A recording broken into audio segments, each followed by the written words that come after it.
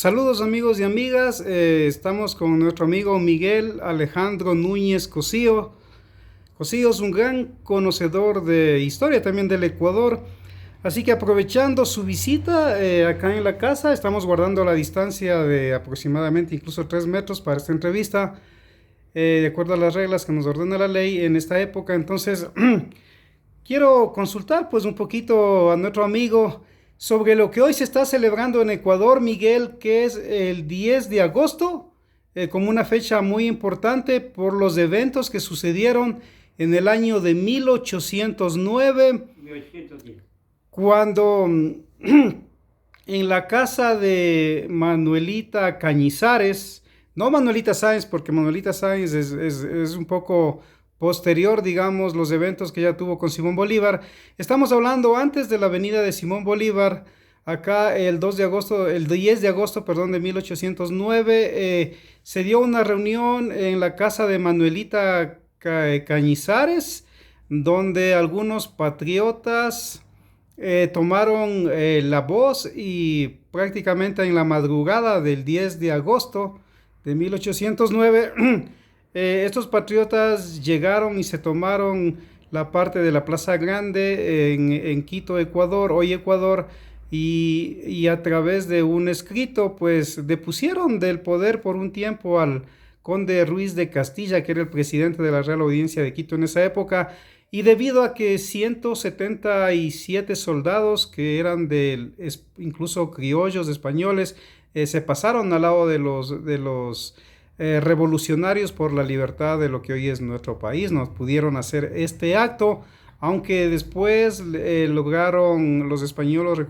recuperarse los españoles, y el 2 de agosto de 1810 se dio la famosa matanza de 32 hombres revolucionarios que estuvieron el 10 de agosto de 1809 en la cárcel, entre ellos Quiroga, Morales, Salinas, las hijas de Salinas, etcétera. Así que Miguel, háblanos un poquito del 10 de agosto de 1809. Pero esto tiene un antecedentes anteriores. Esto se da y se madura propiamente con la revolución de las alcabalas. La revolución de las alcabalas existía la Real Audiencia de Quito y se cobraba impuestos. Entonces la orden de España era poner impuestos sobre la sal y licores. Entonces esta revolución se le llamó Revolución de las Alcabalas. Esta revolución de las alcabalas tiene participación de los 5 barrios de Quito, que es San Roque, San Blas, Santa Prisca, son 5. Pero esto madura totalmente en 1809, cuando comienza la clase propiamente, porque hay dos fuerzas que se unen ahí.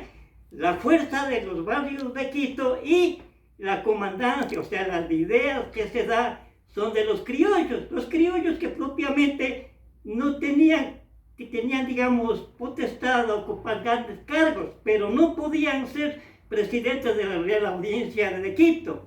Entonces esta clase criolla se organiza para luchar con sus intereses y los intereses del pueblo ecuatoriano.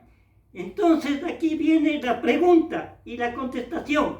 Si la revolución se le hizo intelectualmente con la clase de ascendencia española, junto con los barrios de Quito, que eran propiamente una mezcla que recién comenzaba la urbanización de Quito, que era precisamente las casas que ahora quedan en San Francisco, las antiguas, y interviene, aquí están los religiosos, intervienen totalmente los clérigos y obispos que se unieron a la causa del pueblo.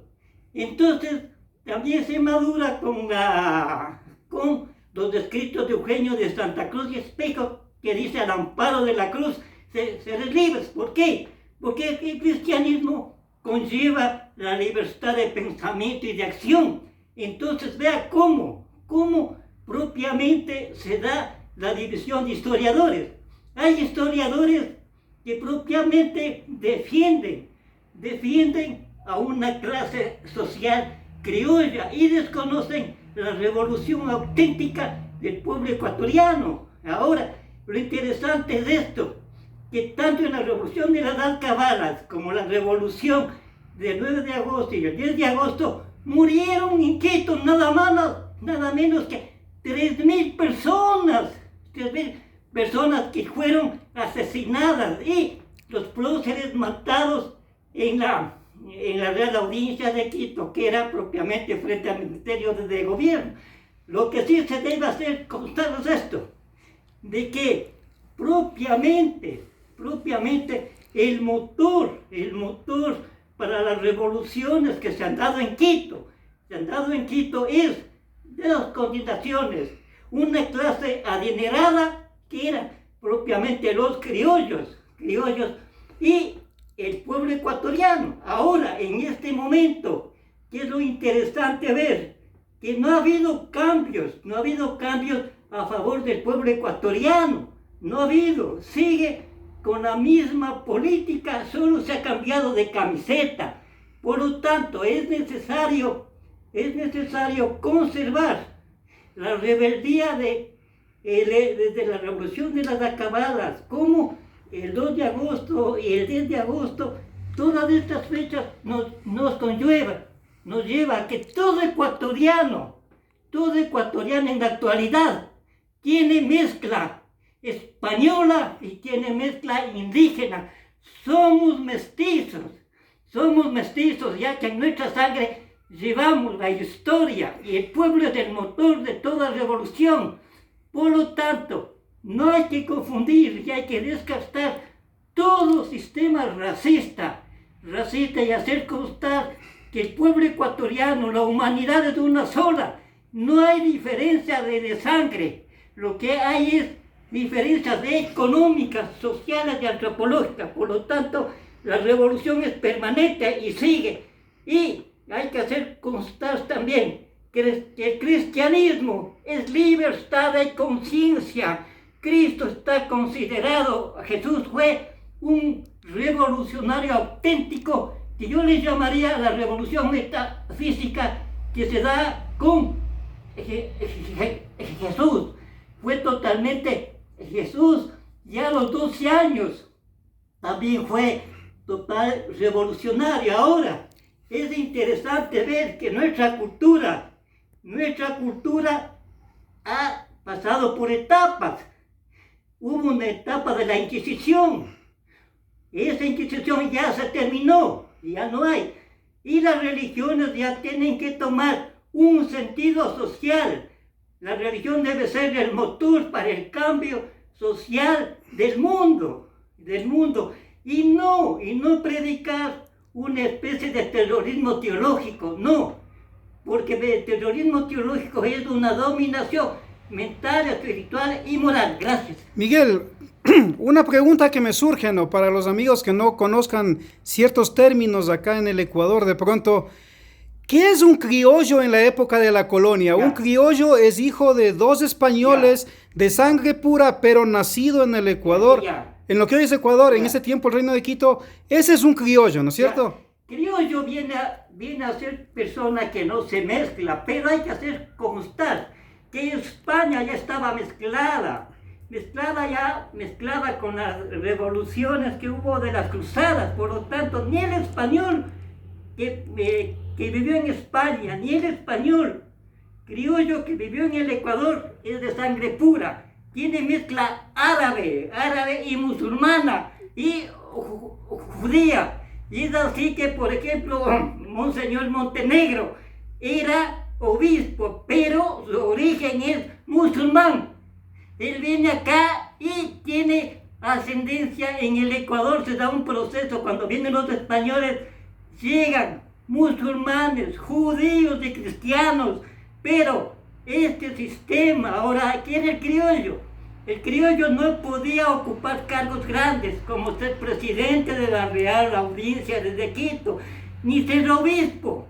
Por lo general, estos cargos venían sellados con nombramiento de España. Entonces, aquí viene este proceso. Otro, los criollos eran administradores de las haciendas y tenían que trabajar y pagar diezmos y primicias para la Iglesia Católica, Apostólica y Romana. Entonces ahí vienen las contracciones económicas, sociales. Entonces, Miguel, gran parte de los que estuvieron en la revolución del 10 de agosto en realidad eran criollos.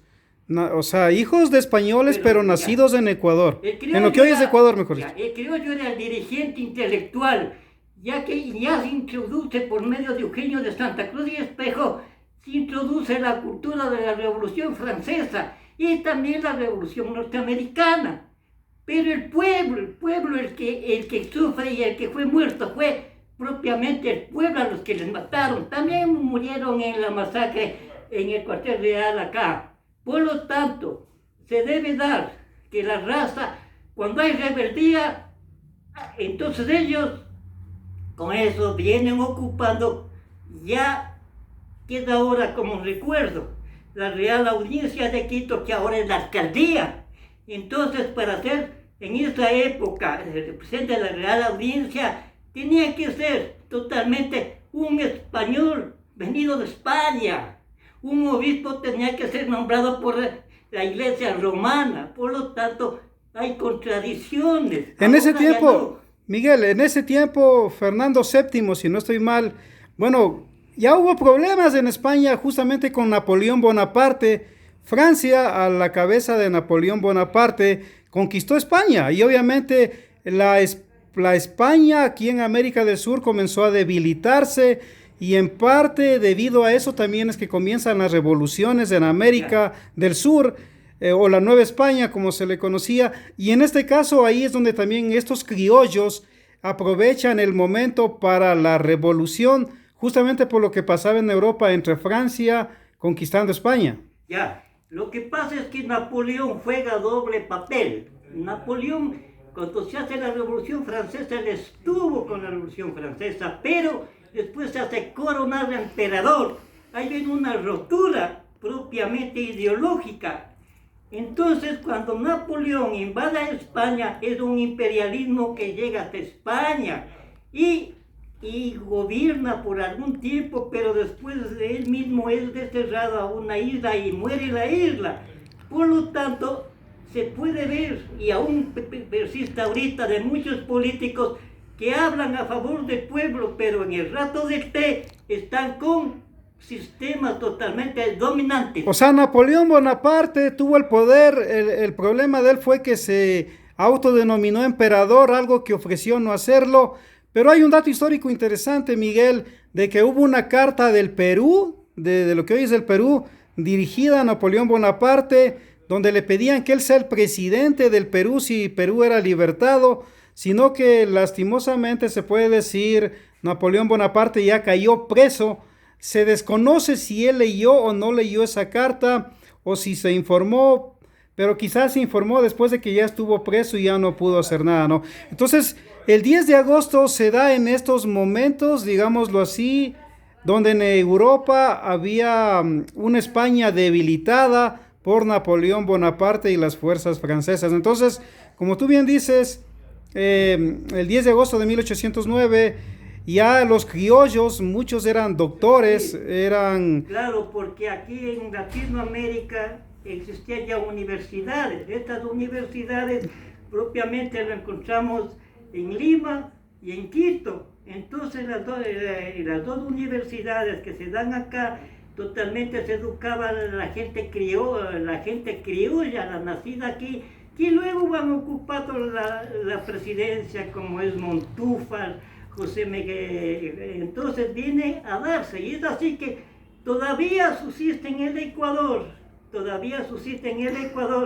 la idea de la descendencia y ascendencia de España. No, España también ya fue mezclada con los moriscos y todo esto, por lo tanto hay que hacer constar que es bueno defender la sangre de una, pero no dogmatizar a la sangre. Exacto, Miguel. Y bueno, también dando algunos datos interesantes, a Quito se le conoce como Luz de América, Quito Luz de América, porque fue el primer grito de revolución acá en lo que es la América del Sur, sobre todo. Después de Caracas, si no estoy mal, el 25 de agosto también dio un grito de revolución. Entonces Quito fue la base para las voces de revolución en América, eso es importante mencionarlo también. Y un dato que me llama la atención, Miguel, que tal vez tú nos puedas explicar, la influencia de la iglesia en ese tiempo, de los datos históricos, el que estuvo a cargo del ejército de los revolucionarios del 10 de agosto de 1809, Salinas, él comete, según algunos historiadores, el error de informar a los mercenarios, a la orden de los padres mercenarios, sobre estos asuntos de revolución, y ellos son los que traicionan a este grupo que estaba en la casa de Manuela Cañizares y se dio la revolución.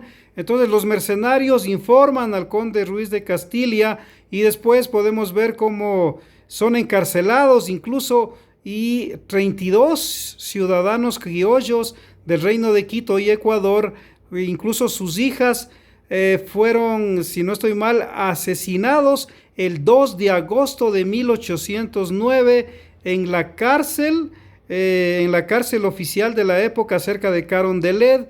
Incluso ahí uno puede visitar esos lugares históricos y hay maquetas que nos ilustran el evento, se ve las mesas, las sillas, las cadenas originales de la época. Y el conde Ruiz de Castilla, el 2 de agosto de 1810, ordena el asesinato de estos 32 próceres de la independencia. De Salinas.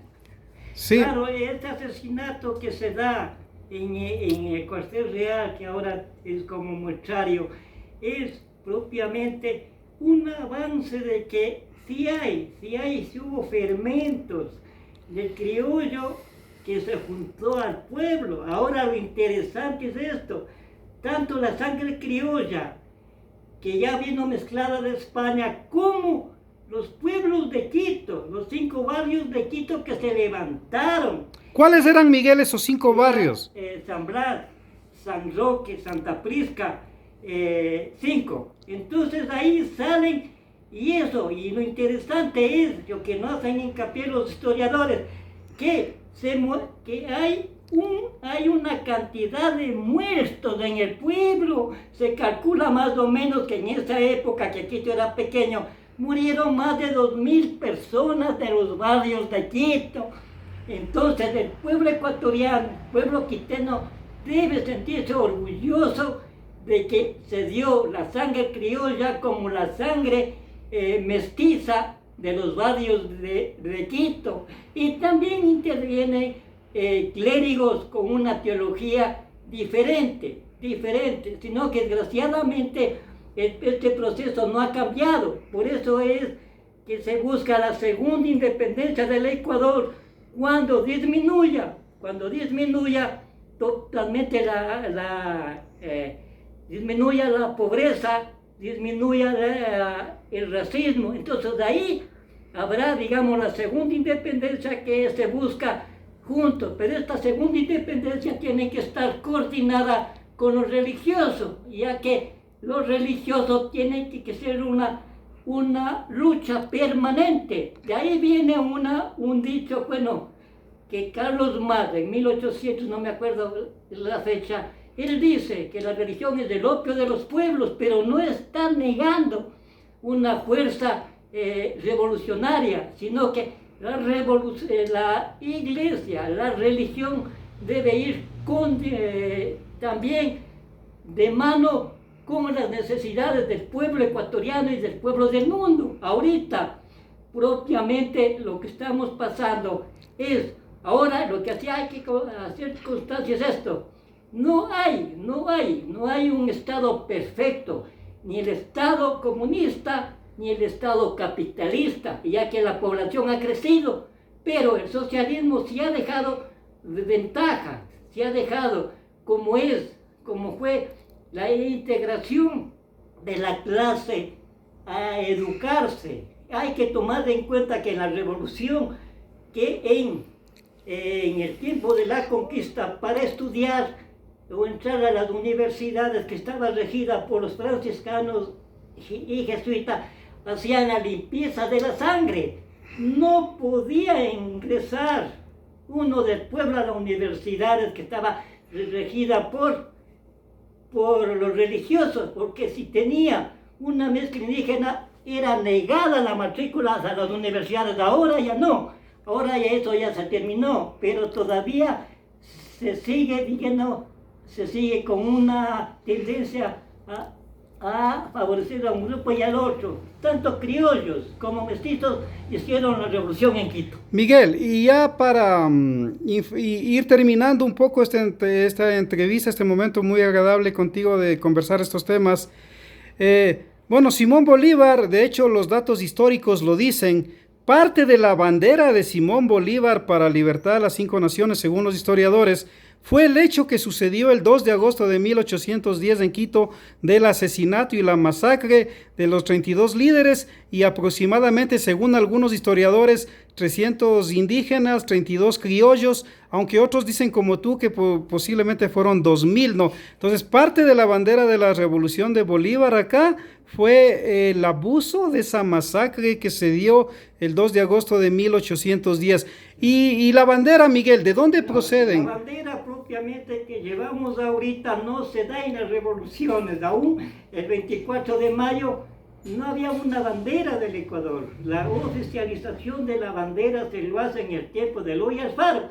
La bandera que se ha ido a amarillo, azul y rojo ha tenido Colombia, lo tuvo Ecuador. Era una bandera, pero la original, la que se dio era de blanca, bueno, no me acuerdo los colores. Blanco con rojo, me parece. Sí, blanco con rojo. Ahora, al principio. Esta bandera que uno lleva es una unidad latinoamericana, porque utilizó Colombia, utilizó Venezuela. Ecuador, ya. Entonces, la bandera, ahora, lo que pasa es que toda nación tiene su bandera, que es identificarse con un pedazo de territorio. Pero yo personalmente me considero cosmopolita. El mundo es uno solo y la patria es todo el mundo. Bien, Miguel, entonces ya para despedirnos, para los amigos que gustan estos temas, ¿qué mensaje nos puedes dejar por el 10 de agosto de 1809? El mensaje que les puedo yo dar es que la revolución es permanente, los cambios sociales son permanentes, tanto en el comunismo como en el capitalismo. Son cambios que se dan porque es un proceso histórico y en el proceso de la historia no hay nada absoluto, todo es relativo, no hay nada. Y es así que, por ejemplo, yéndose a la Unión Soviética, desde que hay cambios ya. Si se hace un estudio desde la revolución de 1917 a la revolución que está en luz ahorita, hay cambios. Desde la revolución china que le hizo Mao con la China de la actualidad. Por lo tanto, siempre habrá, digamos, cambios. Y el capital y la circulación sigue. Sino que ahorita hay que distinguir. Y el ecuatoriano tiene que escoger. Porque Estado y religión van juntas. Por lo tanto, si queremos un Estado, tenemos que dar con libertad. Y el cristianismo es libertad. Bien, amigos, esto ha sido una pequeña charla con nuestro amigo Miguel Núñez, muy informado en estos temas, apasionado también. Afortunadamente estamos en un país democrático donde el ciudadano puede dar sus opiniones. Yo de mi parte, como pastor, solamente me limito a esta entrevista y a escuchar a mi amigo Miguel y aprender de él. Y recordar un versículo de la Biblia que dice el sabio Salomón en Proverbios, que donde hay justicia hay paz, hay shalom. Pero donde no hay justicia, siempre los pueblos se van a rebelar. Dios les bendiga.